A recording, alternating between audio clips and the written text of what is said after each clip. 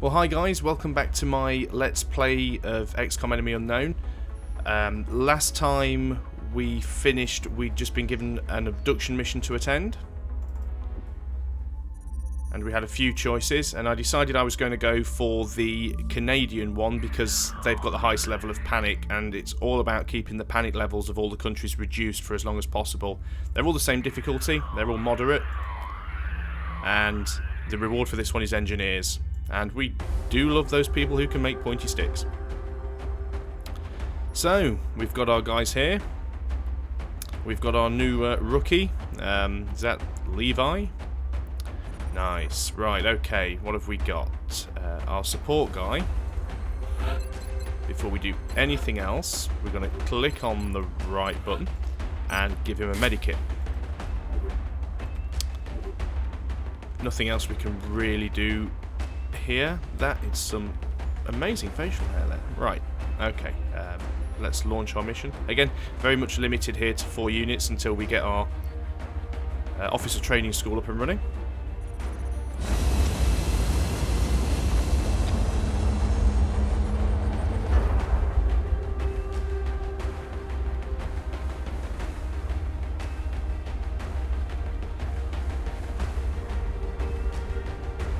Dropship has arrived.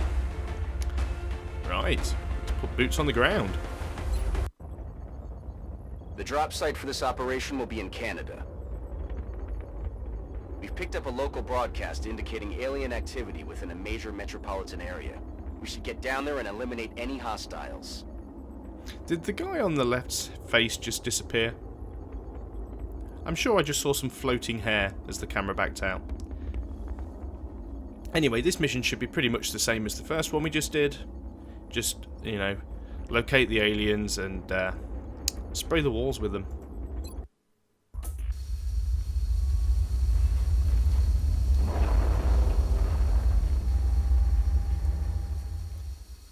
Central, this is Big Sky. Strike team is touching down now. Standing by for your orders. Except Roger, this Big time... Sky. Reading you 5 by 5. Strike 1 has the green light for deployment. This time we actually have some class abilities to play with. So, assault guy should always take the lead, really. At the end of the day, he is the assault guy. Now this particular map looks like it's quite square. Yeah, square map with a building in the middle. Why do I get the feeling that I'm going to get flanked very quickly here? There is no scenario where this mission is going to end well.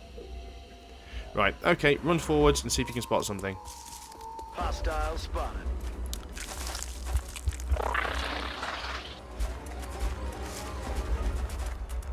Right, at least we know where some of them are. Now, they've ran out of sight. Hiding behind cars isn't always a great idea either, because they do have a tendency to blow up. Right, I'm going to put him there so he's got some cover. Okay, Mr. Support Guy. Yeah. Why don't you just hide behind the car until we need you? Now, my sniper's no good back here. First of all, he hasn't got any cover at all.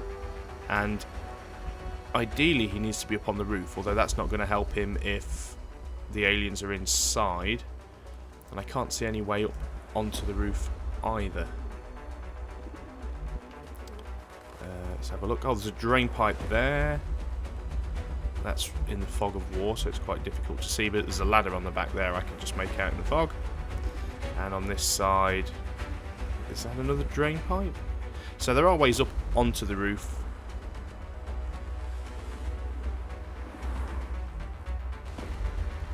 But as snipers cannot shoot and move in the same turn, might as well move him.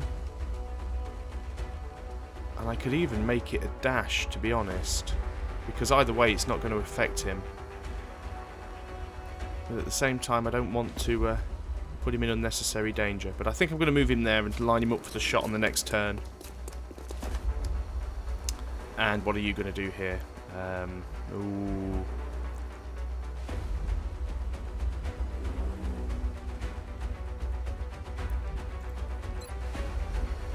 I think what I'm going to do is deploy my smoke grenade here, which will give these guys some extra cover. Smoke's in the air. I never usually use my smoke grenade, so I don't consider it a waste. If I'd have got into the mission, I'd have probably just forgotten to use it, so... Right, now he's mind-linked with another one. And that's exactly the reason why I dropped that smoke grenade, to be honest. 30% chance to hit isn't great. Can anybody else see him? You can't see him, so... You can see him, and you can't see him? I mean, I appreciate you're facing in the wrong direction, but really? You can't see him? Okay. 26% chance to hit. Oh, well, that's... I know that I get told off for using explosives, but... See, that's not going to kill him. I know all that's going to do is take 3 health maximum, because that's the most grenades to hit. But I have just reduced some of their cover.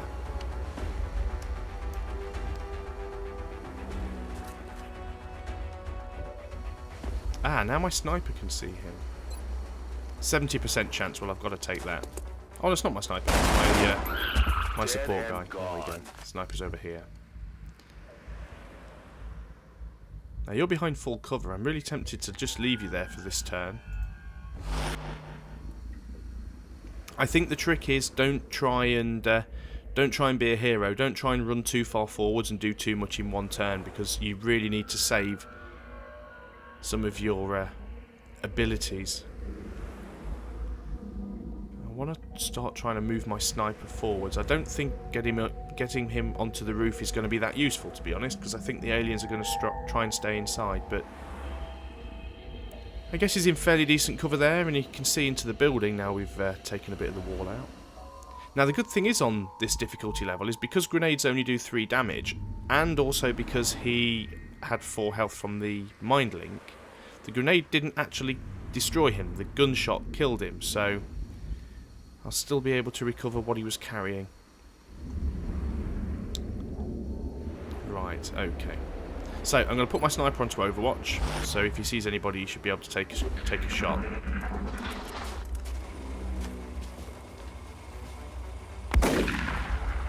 Good shot. No way that just happened. You shoot that wall. They're trying to pull back. Well, that was interesting. Can anybody see him? You can see him. Can you hit him? No. As you've already demonstrated. Right.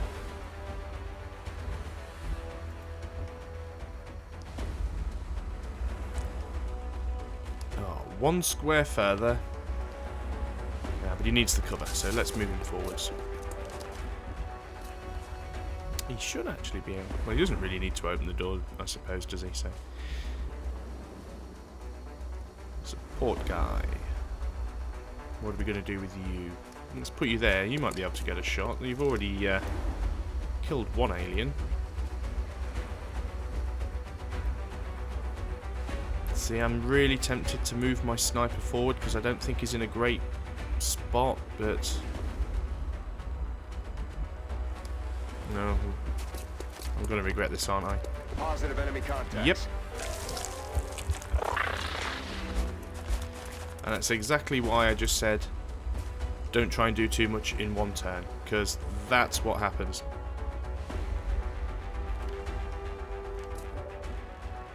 Right. And you can see the guy inside, can't you? But you can't see the other 2. Okay. Right, you can go on Overwatch. And you, sir, can... Well, go on Overwatch 2, I suppose. And hopefully the aliens will leave us alone. Wow. I never realised I had quite such a long range on that mind link thing. Right, okay, so that one's gone on to Overwatch. He's done the mind link, and he is scratching his balls behind the building. Okay. 45%, that's not terrible. I mean, it's not great, but it's not terrible. Might as well take the shot. Bye-bye. So, that was definitely worth doing.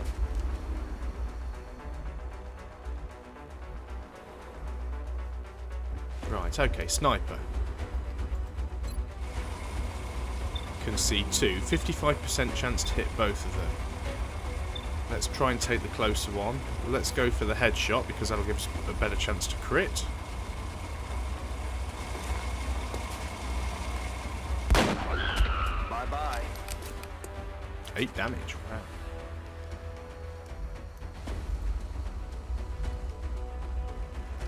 Now, if we put you there, are you going to be able to hit him? You can see him. Wow, 10% chance to hit. That is pretty poor.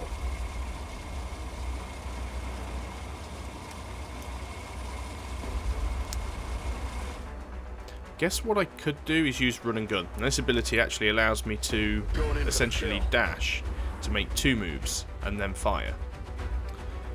Unfortunately, he can't run quite as far as I thought he would be able to. But I'm going to put him in there actually. Now, I haven't... Oh, can I still fire? Yeah, I still have a target. Still has 10%, but I can put him on Overwatch as well. And now I can move this guy up here.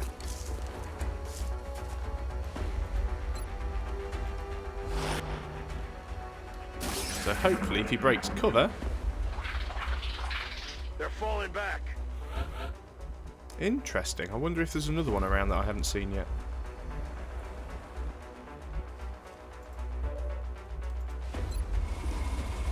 Well, my headshot is still on cooldown, so... Fingers crossed. No longer a threat. Wow, he is doing well. And the mission hasn't ended, so there's at least... How many did we take out? There's the one in the building. There's the 2 behind the car. Yeah, they usually come in 3, so I think there's another one still around. Cover is your friend.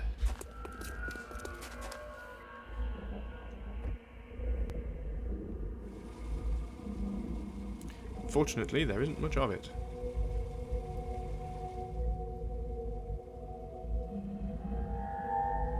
What are we going to do with you? Let's put you there. You might be able to see something. Nope. Where's our sniper? How far can you run in a single turn? Nope. Oh, we took our shot with the sniper, didn't we? There. Okay. Let's move you forward. It's Overwatch time for everybody. The game does support the use of hotkeys, but I've always liked clicking stuff with my mouse. And, oh dear. This is not good. Not good at all. You see, there we go. The aliens actually sprung on me. Now they get a free turn to go and hide. Which I dislike. I dislike greatly.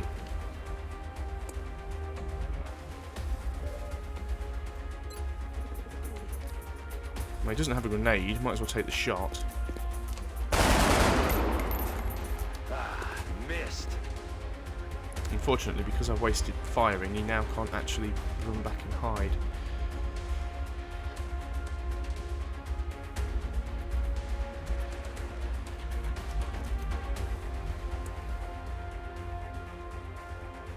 Oh dear.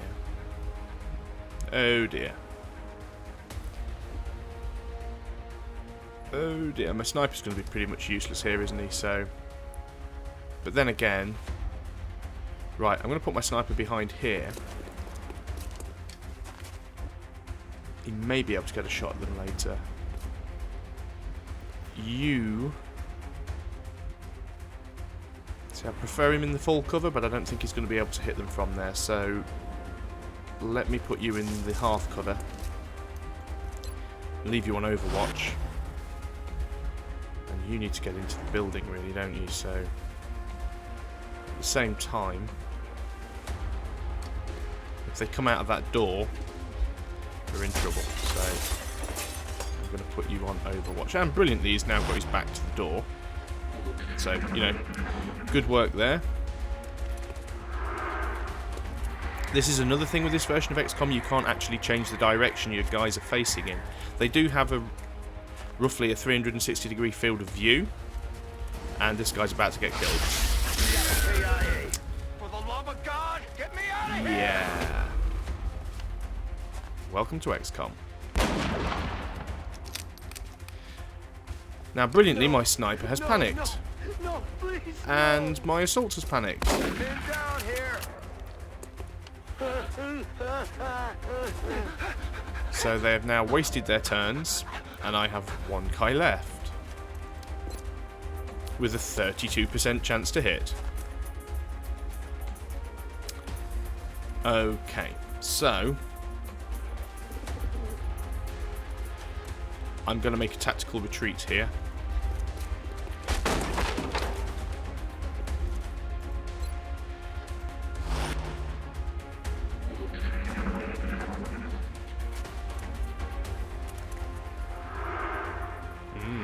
I thought they already were mind-linked.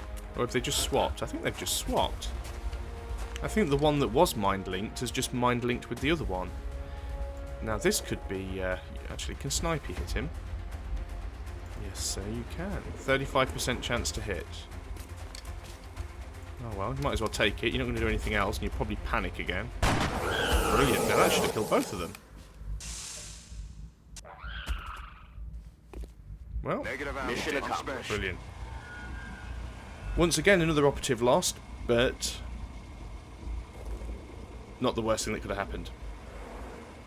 Fortunately, it was my support guy.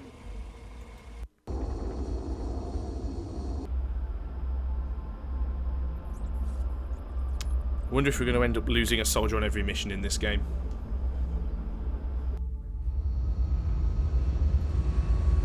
Because you're limited to the number of people you can have in your squad, going out late game with to the situation room. a ship full of rookies is not good.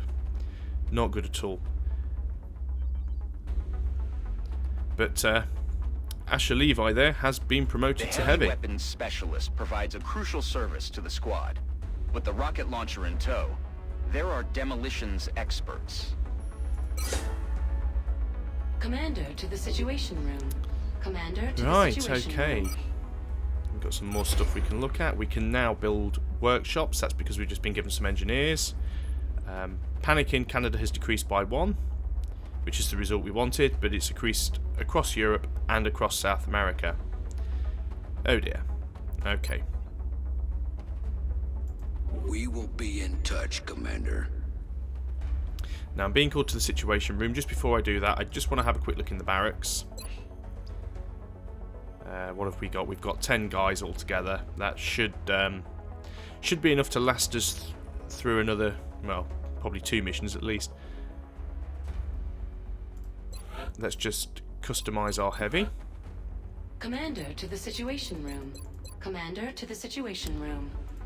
Just makes them easier to distinguish on the battlefield. And we're being paged, so... Every member of the council is going to want satellite coverage, so we should plan our deployments carefully. Okay, do we have a satellite?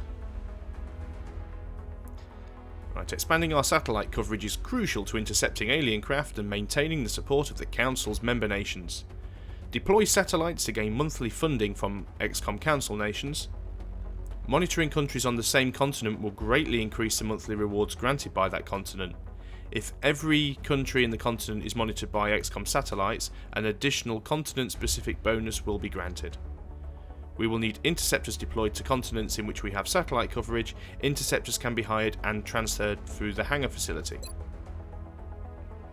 Right, okay, so we don't have any satellites available at the moment. I'm receiving you. We'll monitor that contact, but I don't think it's related to the UFO activity. So the only satellite we have at the moment is the one we have over Japan, which is essentially where our base is, near enough. Germany, Russia and Brazil, increasing levels of panic. Fantastic. Right, so we could build a satellite. Should have done that before, really. My The bad. new engineers arrived this morning, Commander. We're always glad to have more help down here.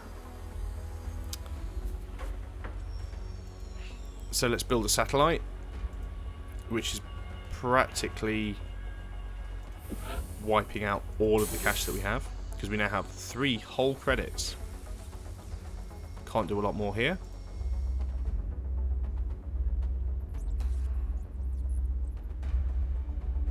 What to do, what to do? Let's go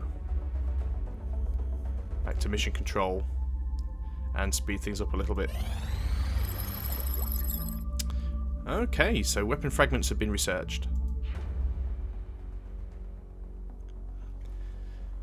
So although the alien weapon fragments provide a limited glimpse into the systems utilised in their equipment, we've seen enough to confirm my worst suspicions about their technology, that it is vastly superior to our own. However, I have become encouraged by the rapid developments the research team has made in studying the damaged circuitry and electronics we recovered. Our initial efforts have already yielded a successful outcome. The new integrated sighting module created for our weaponry was heavily influenced by the alien's own targeting system. So this now allows us to manufacture the scope, which increases our accuracy slightly, but it does take up an equipment slot. So, unfortunately, I'd have to give up grenades. And I just don't know if I'm ready to do that. Experimental warfare, what's that? Oh, quite slow. Right, well, we might as well go for alien materials then. Let's at least try and get some decent armour. I'm still having a hard time grasping what it is the aliens are hoping to accomplish here. Are they studying us? Why abduct humans seemingly at random? There must be a pattern that we haven't established yet. Okay. Well, there's not a lot else we can do, so let's go back to mission control and await our next mission. Contact detected. Okay. Our first UFO spotted. Now, it's a small one. We should be able to shoot it down, so let's scramble our interceptor. Question is, it's over water at the moment, so are we going to be able to take it down over land?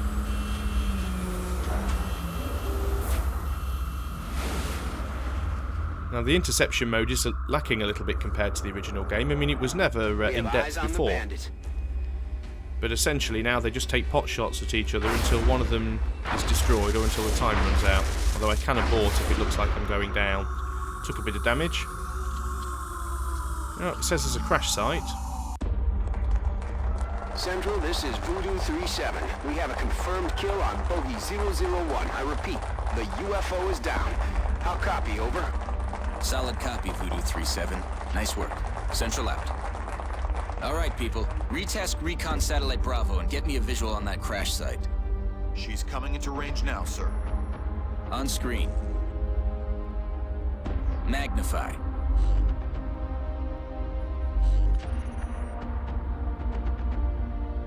Still in one piece. Commander, I recommend we get a strike team to the crash site immediately. Now remember that image. There's no damage to the UFO. Will it be like that when we land? No. But we are attending this one. So we've got our heavy, we've got our assault, we've got our sniper. Unfortunately we are missing our support, but we might as well give this guy a medikit. Kong Pong. And use him as our support. So I think everybody else is ready to go. We will launch this mission.